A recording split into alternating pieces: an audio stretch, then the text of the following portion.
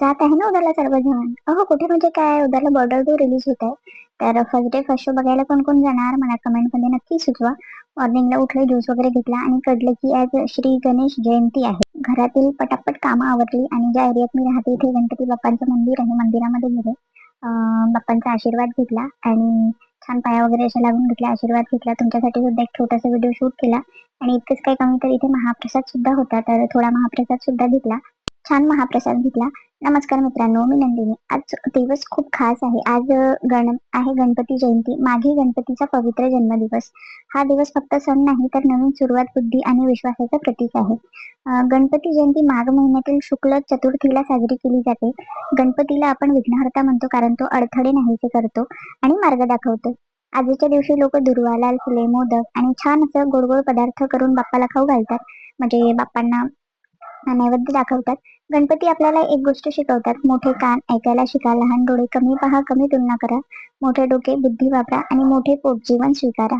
म्हणूनच गणपती जयंती आपल्याला फक्त पूजा नाही तर स्वतःमध्ये बदल करण्याची संधी देते. माझ्यासाठी गणपती म्हणजे धीर, संयम आणि सकारात्मक विचार.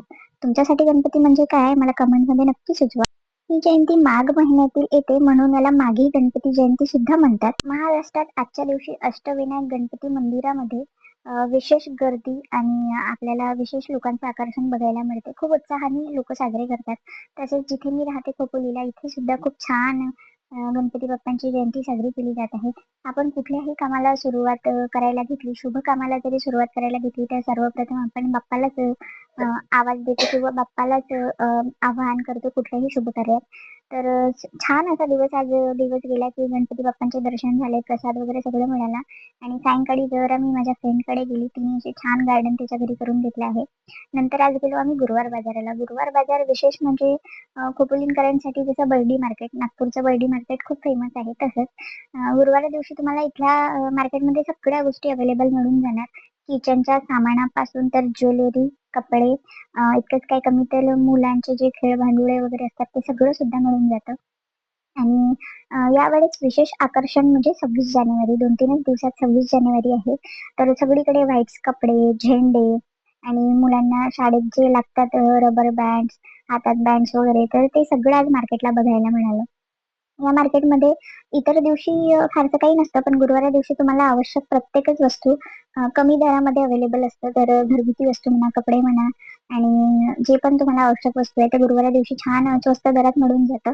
म्हणून आम्ही सुद्धा गेलो. आम्हाला थोडंफार काही घ्यायचं होतं आणि विशेष पार्ट म्हणजे आमचं ज्वेलरीकडेच आकर्षण असतं मुलींचं, तर स्पेशली कानातले काय आहेत, गळ्यात घालायचं काय आहे, आम्ही सुद्धा तेच करतो गेल्यानंतर. आणि मला असं वाटतं की गुरुवार मार्केट म्हणजे तुम्हाला जे मोठ्या मोठ्या डीमार्टमध्ये, शॉपमध्ये 150-200 रुपयाला जी वस्तू मिळते ती गुरुवार मार्केटमध्ये हल्ली 30, 40, 50 रुपयापर्यंत आरामात मिळते.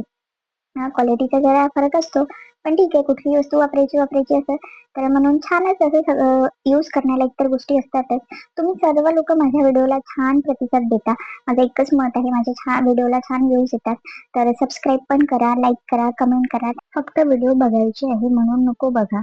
माझ्या प्रत्येकच व्हिडिओला छान व्ह्यूज येतात. सोबतच चॅनलला सबस्क्राईब सुद्धा करा आणि तुम्हाला आवडल्यास लाईक करा, कमेंट करा, शेअर सुद्धा करा. आणि सर्वच लोक छान प्रतिसाद देतात माझ्या व्हिडिओला. तर असेच सपोर्ट करत राहा, असाच प्रतिसाद देत राहा. आणि माझी सर्वांना रिक्वेस्ट आहे, तर फक्त बघाच नको तर सबस्क्राईब वगैरे पण करा. आणि तुम्ही लोक छान असं सपोर्ट करतात म्हणूनच मी बाकीचे डेली व्हिडिओज टाकायला म्हणजे मला प्रोत्साहन मिळतं तुमच्या सपोर्टमुळं. तर ते सपोर्ट तुमचा असाच असू द्या. Thank you for watching.